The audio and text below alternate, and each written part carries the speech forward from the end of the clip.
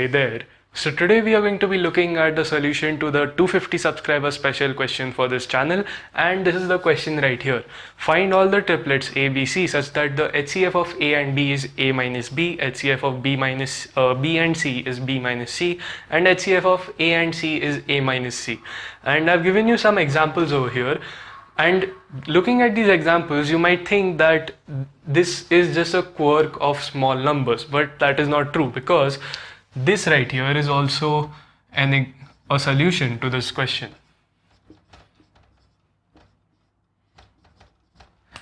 So I guess that makes it clear that it's not just a quirk of small numbers. And now, how do we define an algorithm exactly? Because if you notice, we can just list all possible triplets of natural numbers, and we can just check for each one whether it satisfies the condition or not. And that is technically an algorithm, but it's not efficient. So I'm relying on the viewer's discretion as to what counts as an algorithm and what doesn't. So we are looking for an algorithm as efficient as possible. So let's get started. Firstly, since we are talking about the HCF of A, B and C, it's natural that at some point in the question we'll end up talking about the factors of A, B and C. So how about we start off by defining A, B and C in terms of their factors, because then that will make talking about the HCF much easier.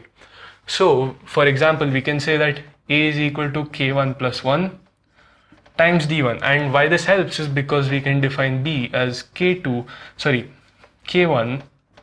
D1, and now their difference is D1 and their HCF is also D1, because K1 plus 1 and K1 don't share any factors. And now we can define B to also equal K2 plus 1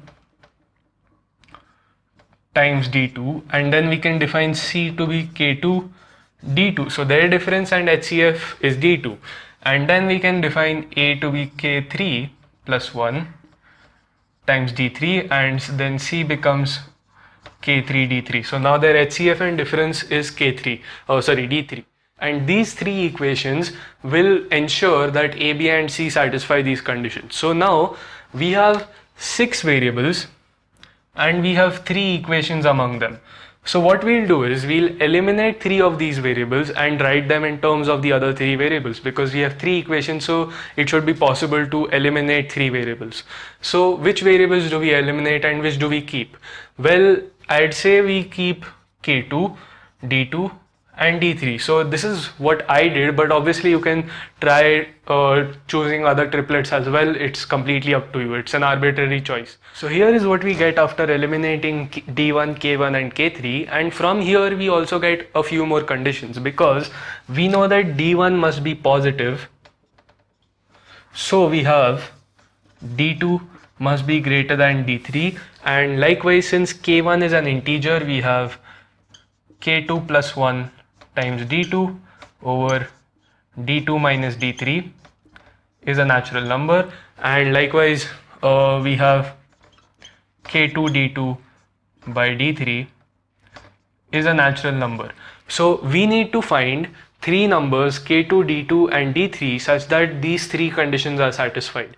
But we can make this more efficient, because notice that if A, B and C is a solution, then Ka, Kb and Kc is also a solution. And this means that if we put the condition that D1, D2, D3 and K1, K2, K3 must be co-prime, then this will make our algorithm more efficient, because over here, if you notice, we can say that this must imply that D2 and D3 share factors, or K2 and D3 share factors, or both. So one of these must be true, either these two share a factor or these two share a factor, or both of them.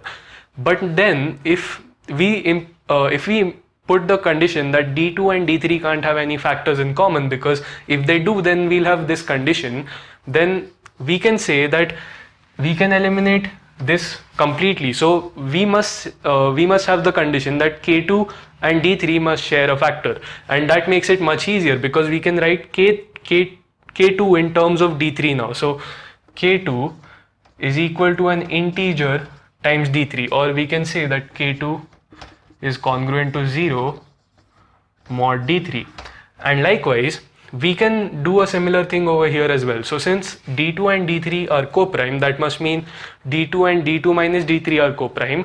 And then we have that k2 plus 1 must be a multiple of d2 minus d3. So k2 plus 1 is congruent to 0 mod d2 minus d3. And now our algorithm is right in front of us, because if you notice, let's say the solution to these two conditions are x and x plus y. So these are the two smallest solutions to this condition.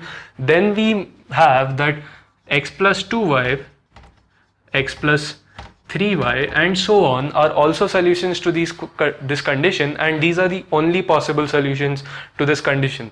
So what we need to do is we need to take any doublet d2, d3 with d2 being greater than d3, because if you remember that was one condition, and then what we do is we find the two smallest solutions to these two congruency relations. And once we do that, we have this, meaning that all the solutions to these two congruencies will be in an arithmetic progression. So if you choose any doublet, then you find these two solutions, then you have all infinite solutions, and that way you can keep going, keep finding solutions as many times as you want, and that way you have listed all triplets A, B and C.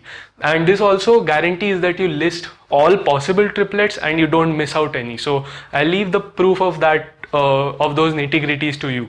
So try proving that these solutions must be in an AP as well. And that's it for this video. Thank you for watching.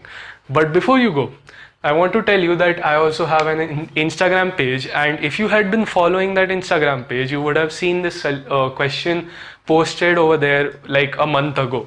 So if you follow me over there, you'll get stuff in advance, and you'll also get stuff which is not posted on my channel at all.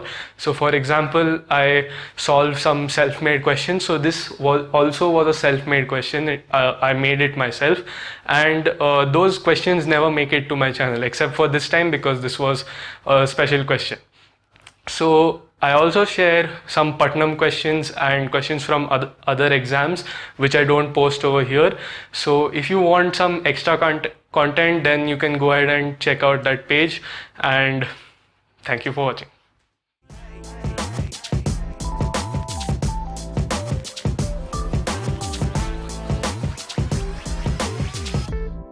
Turn up. Let's go.